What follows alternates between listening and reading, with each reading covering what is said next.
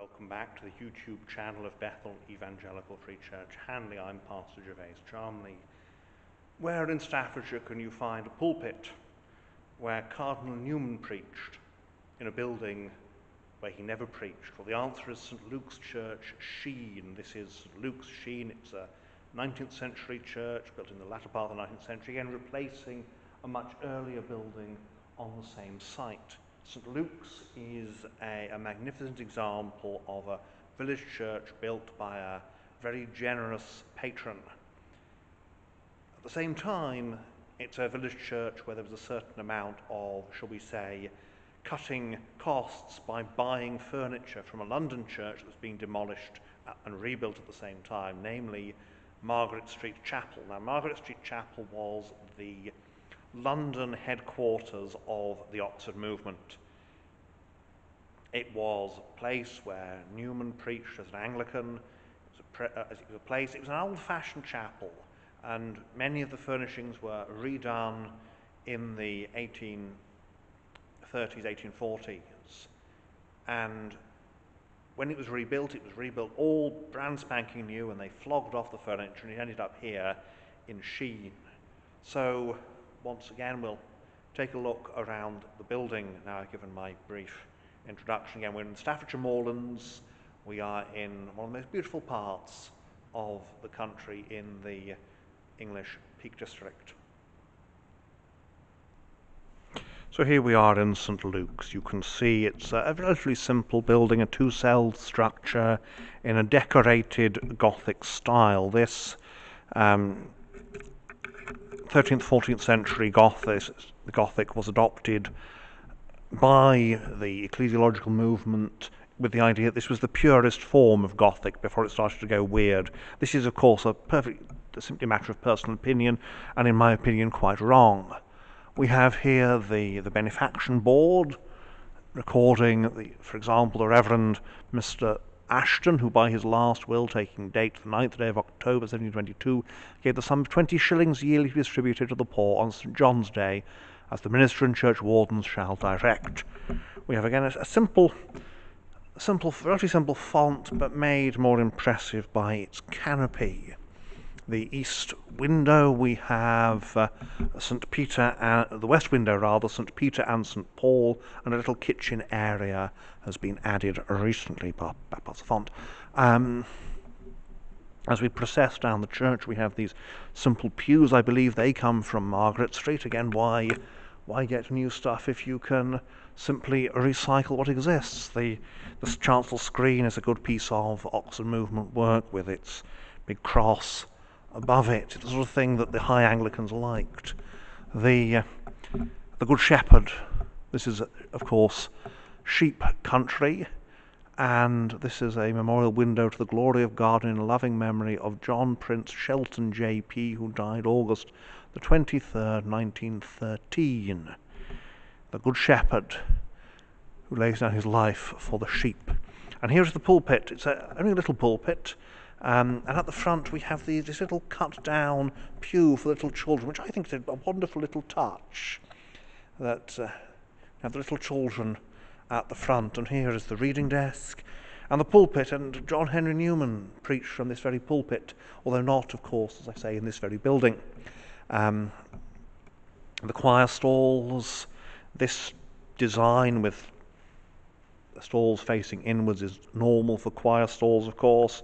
And the chancel, unlike the nave is plastered and whitewashed. The chancel is of ashlar stone and has a painted ceiling above the altar, and it is very much an altar again because Oxford movement influence.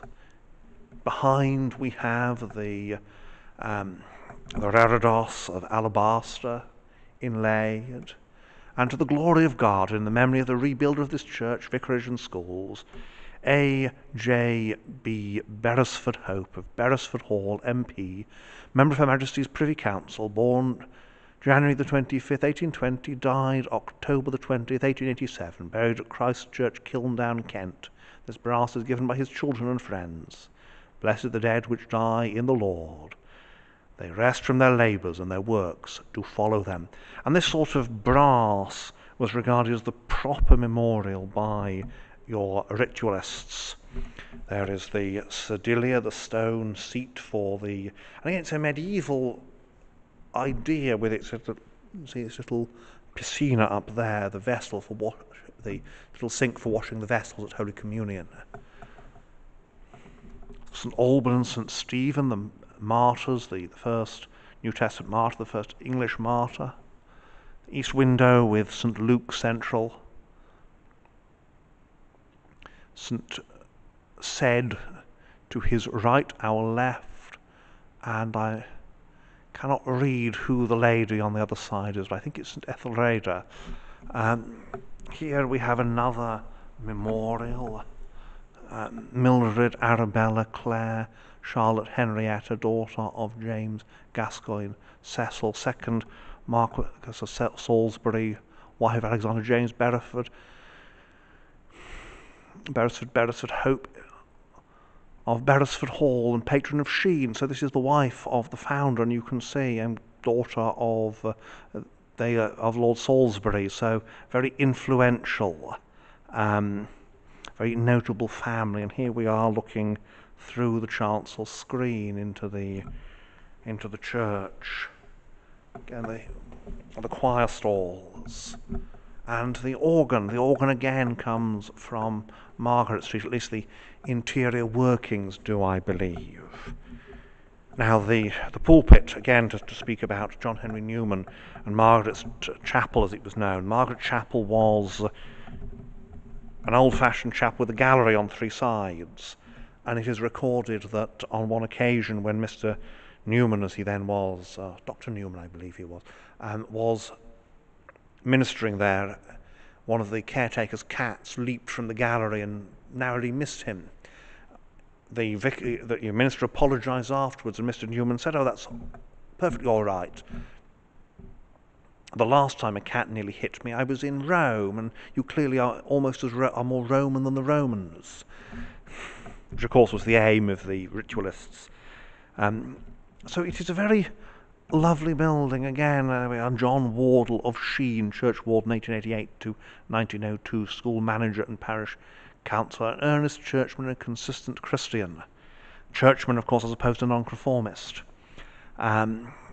This is a lovely building, the middle portion of the 19th century, and it reflects this. But it's not the sort of florid high churchmanship that we saw, that we see in some churches. There is a solidity to it, a solemnity. Yes, you've got your plaster statues, but there is, as here we have a monument to former vicar William Henry Dunning, for 5 years vicar of this parish, who fell asleep on June the 3rd, 1896. The eagle lectern. Now these are very, very Victorian. They are based on medieval examples, and there are a few medieval examples to be found in Britain, but the Victorians loved them. It's the picture of the Word of God borne up by an eagle. The eagle is the image, as the symbol rather, of John the Evangelist. It is a marvellous little church, and again there is this great regard for it. Here, Joseph Gold, another good local name, of Scalderstick, Sheen, church warden 1852 to 1888, died October 27th, 1897, aged 77. He was a lover of peace, and so should we all be. Conflict is a necessity, but we should never enjoy it. Well, I shall set up again and say a few words before going outside of the church. So here we are, glorious Sheen, as it has been described. A simple Victorian church that showcases in an understated way the ideals of the ecclesiological movement, the ideals of the shall we say, the more restrained part of the Anglo-Catholic movement rather than the completely over-the-top part. I'm not an Anglo-Catholic, I can be slightly sarcastic about them, but this is a beautiful building. I dearly love it. I very much, it has a restful feel to it. Like so many of these moorland churches, and it's atypical because it is, after all, a building that was largely rebuilt in the 19th century, but it is still a very, very lovely example of the churches of the moorlands. Well, let's go outside and have a look at this building as it is and on its exterior. Here we are outside. St Luke's Sheen is a very difficult building to take photographs the outside of during the summer because it's surrounded by beautiful lime trees. It's a little bit sticky underneath them, but it's a beautiful church.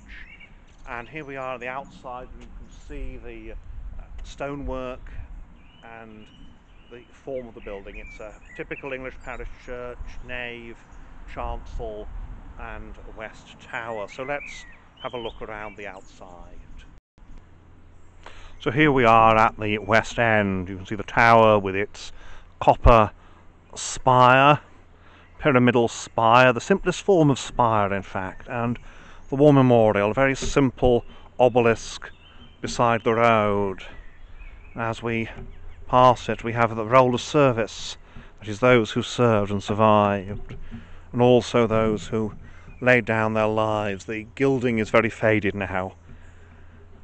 There is the meadows round about, glorious Sheen as it is known, and you can see here the atmospheric site of the building with its west tower and its south porch. The porch is traditionally on the south side. The north side had a door that was only opened at baptism. There are some old gargoyles here. The gargoyles have had to be renewed, I believe, and so the old ones and old grotesques lie down here. Some of them are quite grotesque, as you can see, especially this one who is gurning, pulling a face, and this one is screaming, and yes. And here we are. You can see here some evidence of the previous building. The building was not completely renewed, and the north side is still the 18th century structure that stood here with a few tweaks and alterations, and you can see that. You can see where the stonework ends above the windows. The windows, of course, have been introduced, although one has been altered to put the Good Shepherd in, and the external stairs up there. There, this is not completely rebuilt after all. We carry on in this direction. And here we are again, looking up at the spire, the pyramidal spire that towers above, and you can see the buttress there. It's another indication that this is the old building, because it has that solid buttress, and you wouldn't put a buttress like that on a new church. That's a buttress that says this wall needs help, and we are giving it to it. There's a big vestry with its pointy roof, and the pointier the roof the better around here. The rain can be quite in fact be very definitely very fierce. In fact, there's a rushing rocky river nearby.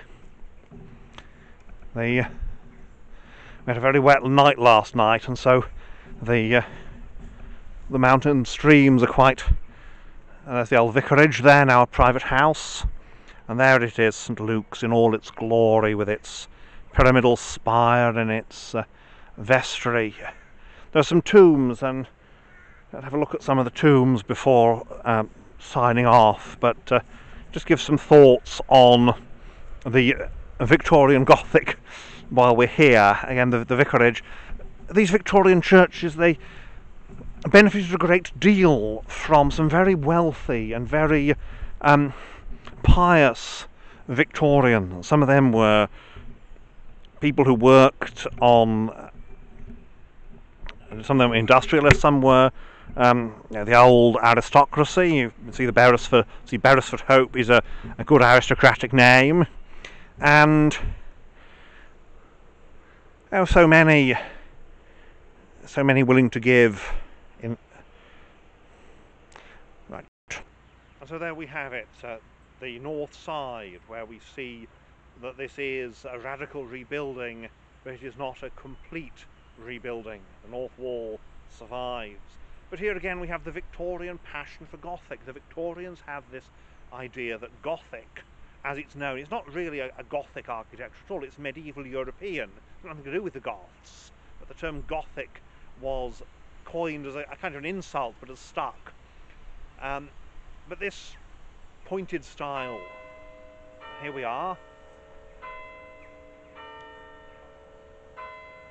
And the bell rings. 4:45 when I'm recording this.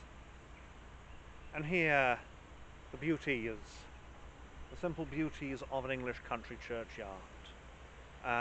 The medieval period's been called the Age of Faith, but I think we can say the Victorians too had their age of faith, an age that gave us many of these country churches, great village churches, town churches, city churches.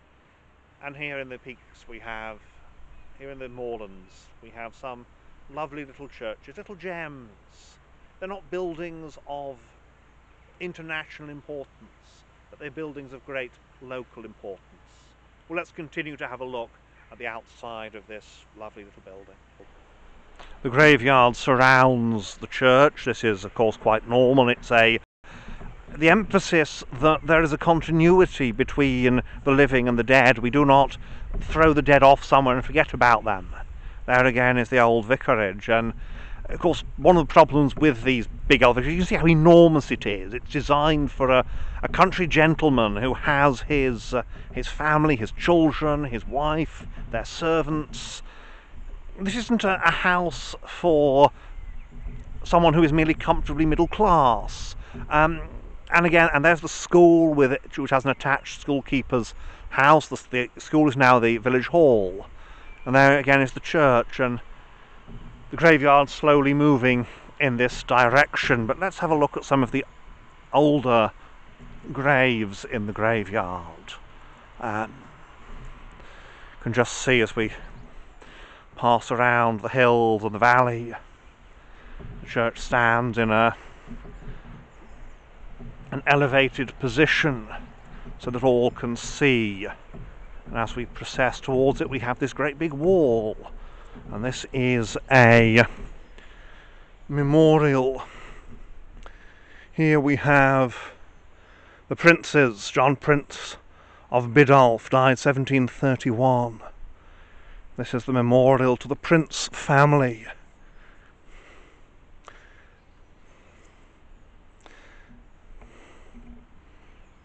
And all of them, rest happy dead, sleep all your weakness away.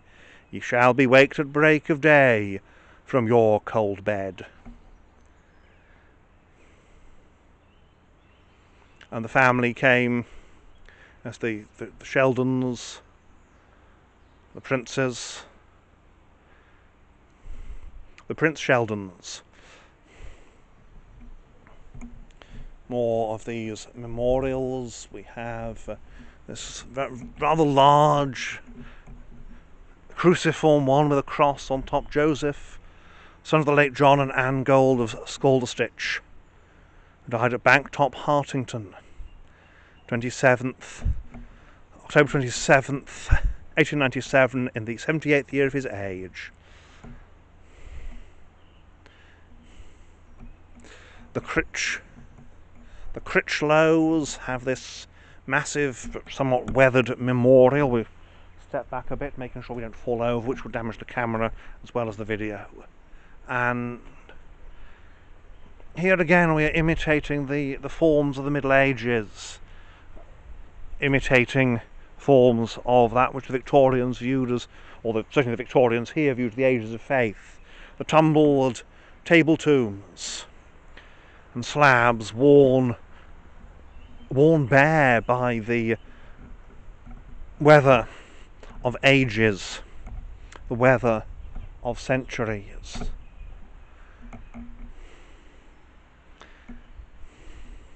It is a marvellous building. It doesn't look too much at the vicarage, obviously it's somebody's home now. And here again, St Luke's, glorious Sheen in its glory. Here is an early 19th century gravestone, the memory of William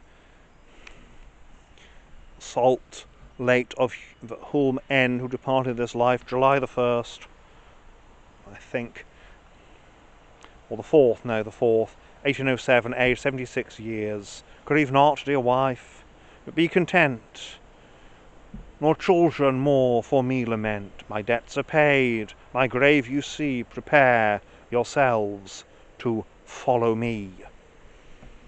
The prepare to follow me was a popular thing, again, memento mori, that was placed upon graves in the period. And here we are, you can see the contrast really between the south side and the north. The south is this regular Victorian masonry, the north is much more unusual, much more rugged, older material.